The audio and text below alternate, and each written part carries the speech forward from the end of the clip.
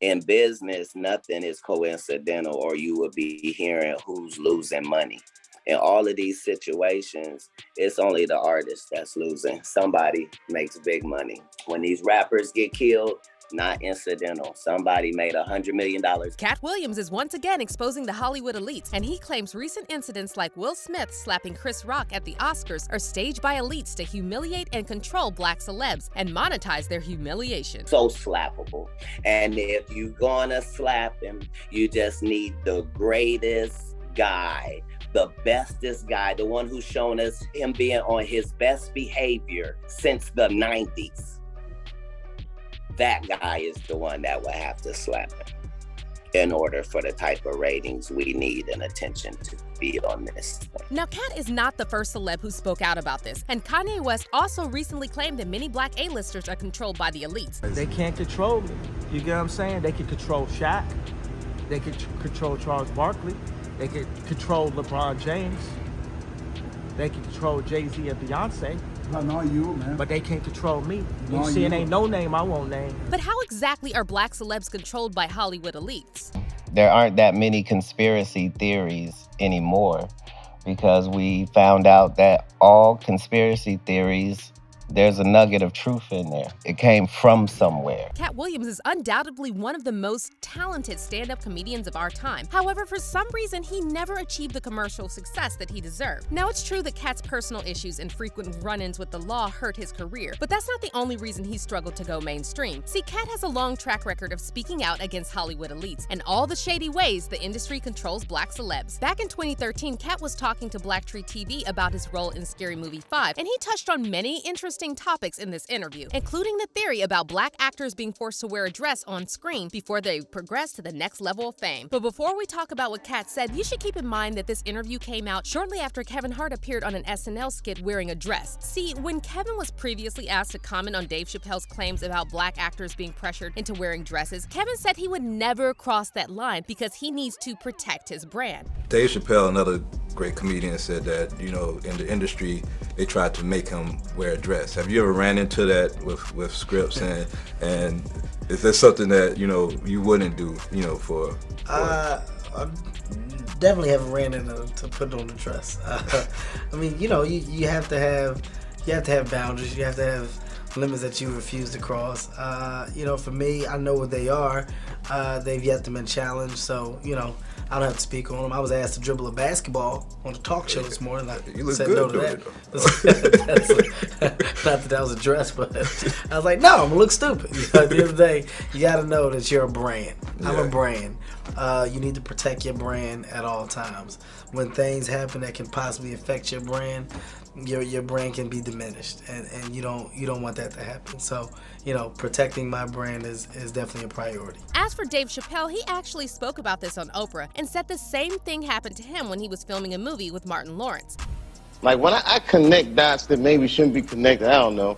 But certain dots, like when I see that they put every black man in the movies in a dress at some point in their career, I'll be connecting them down like, wow, all these brothers gotta wear a dress. This happened to me. I'm doing a movie with Martin. Yeah. The movie's going good. So I walk in the trailer. I'm like, man, this must be the wrong trailer because there's a dress in here. They come in. It's the writer comes in. I think he's the writer. He's like, Dave, listen, we got this hilarious scene where Martin's sneaking out of jail. So he disguises you as a prostitute. And he put this dress on. And, what? A prostitute? Nah, I'm not doing that. I don't feel comfortable with that. But what's even more disturbing is that even after Dave said he felt uncomfortable putting on a dress, the producers still tried to pressure him and made it look like he was being difficult. That should have been in the discussion. What? You don't feel comfortable with it? I mean, it's a hilarious bit. All the greats have done it. So, well, if all the greats have done it, it's kind of hacky, right? You're right. So why don't we just not do it? Because I don't feel comfortable wearing a dress. Oh, come on, Dave. Listen, we got it all set up. We were supposed to shoot. Every minute you waste costs this much money. You know, the pressure comes in.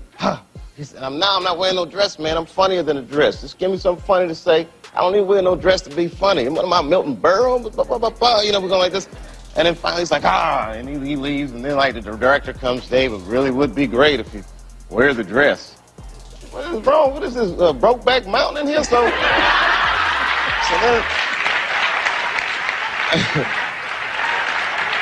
And wear the dress. I don't want to wear the dress. I want to wear this dress.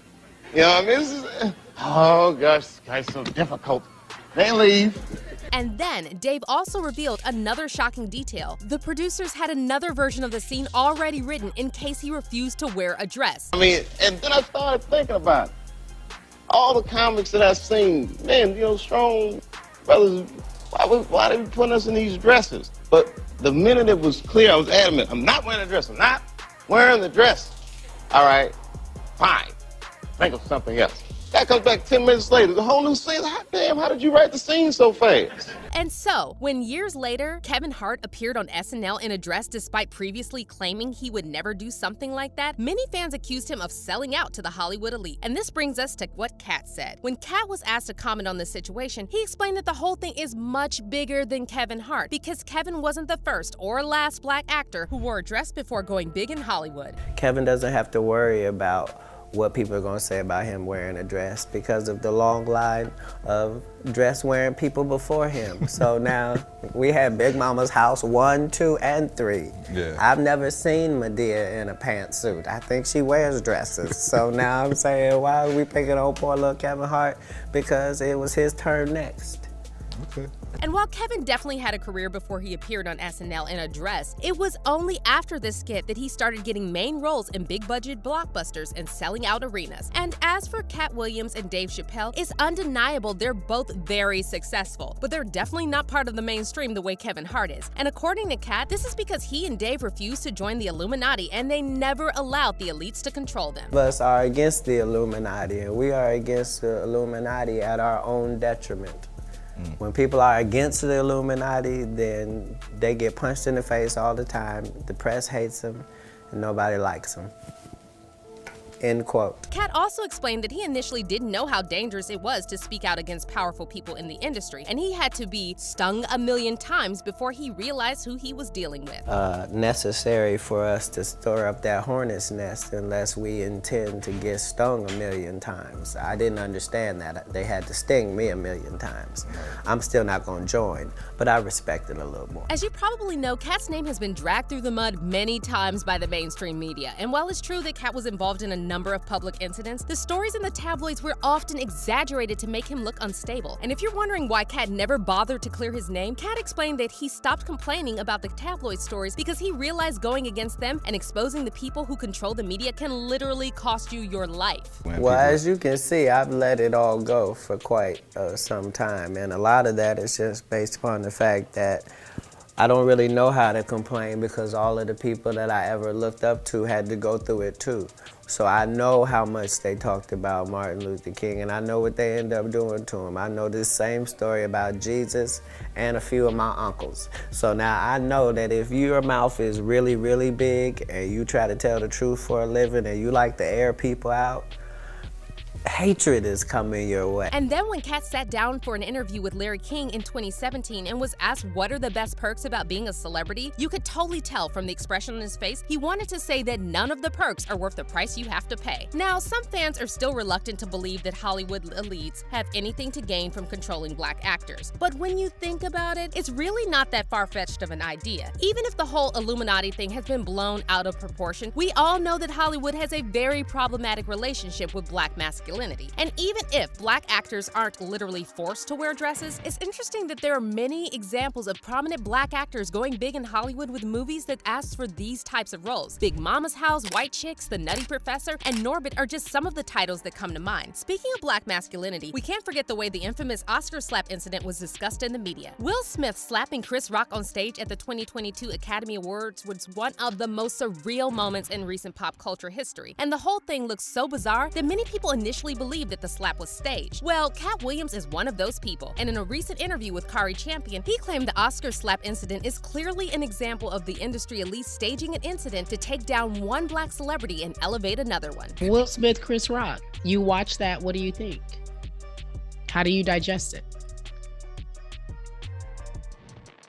I am in the production business. I understand what is worth doing for ratings. I understand what is worth doing when the industry is canceling one black guy. I know what happens when they are going to elevate another. And I know what happens when they don't care about either of them. Interestingly, this is pretty much exactly what's happening right now because Will Smith's career still hasn't recovered, and his first movie after the slap, Emancipation, was a total box office failure. On the other hand, Chris Rock is back in the spotlight, and he made a $40 million deal with Netflix for his new comedy special, Selective Outrage, in which he discussed the slap scandal for the first time. Katt Williams also explained in his interview that the entire entertainment industry is built on pretending and creating a false image, so it's not that hard to believe that incidents like the Oscar slap can be staged. Yeah. So you said it was a setup. You can do all of that. You saying it was? I'm saying that everything that happens in a business that's based off of pretend that seems like a setup is. Katt also went on to give a few examples of how easily people can be fooled, especially in the era of social media. What I'm saying is, if Jussie Smollett and Lee Daniels for a living make stories that are not real, and they make them so good that people believe them and buy them, and that's what business they're in, why would you think it would be weird if they flipped out and said a story that turned out to not be true? As Katt explained, when it comes to the entertainment industry, most things we see in the media are either completely staged or heavily manipulated. And even if it seems like a celebrity is doing something of their own volition, there's always someone with more power behind them controlling and profiting off of whatever narrative they're trying to push. Katt also said it makes no sense for someone like Will Smith to just lose control over a joke, especially when we all know he's heard countless jokes that are way worse than what Chris said, and yet he never felt the need to react in the way he did at the Oscars. And when Katt was asked why huge celebrities like Will and Chris would be involved in something like this is what he said. These are when two large boulders come together, and you can't see Chris Rock winning at all. He's humiliated. If you were gonna slap a comedian, he was the #1 to slap, head of the coons, so slappable. And if you're gonna slap him, you just need the greatest guy, the bestest guy, the one who's shown us him being on his best behavior since the 90s. That guy is the one that will have to slap him in order for the type of ratings we need and attention to be on this thing. See, what I'm saying is, in business, nothing is coincidental, or you would be hearing who's losing money. In all of these situations, it's only the artist that's losing. Somebody makes big money. Many fans are now saying Katt is making a lot of sense because the whole Oscar slap thing was bizarre from start to finish. And when you really think about it, everything in Hollywood boils down to profit. And as Katt pointed out, at the end of the day, celebrities are just commodities to be marketed and used. One fan commented, "So true. Remember how they kept the camera and mic on Will when he said, 'Keep my wife's name out you MFing mouth'? Gave him the airtime to say it twice. No cut to commercial. The breakdown was all planned, and Denzel said it best. When you are at your highest is when the devil tries to take you down." And another fan added, "Makes sense now given what Katt is saying why Chris Rock responded saying that was the greatest night in the history of television." But what do you feel about all of this? Do you think celebs are controlled by Hollywood elites? And was the Oscar slap really staged for ratings? Let us know in the comments. And if this story shocked you, make sure to check out this next video.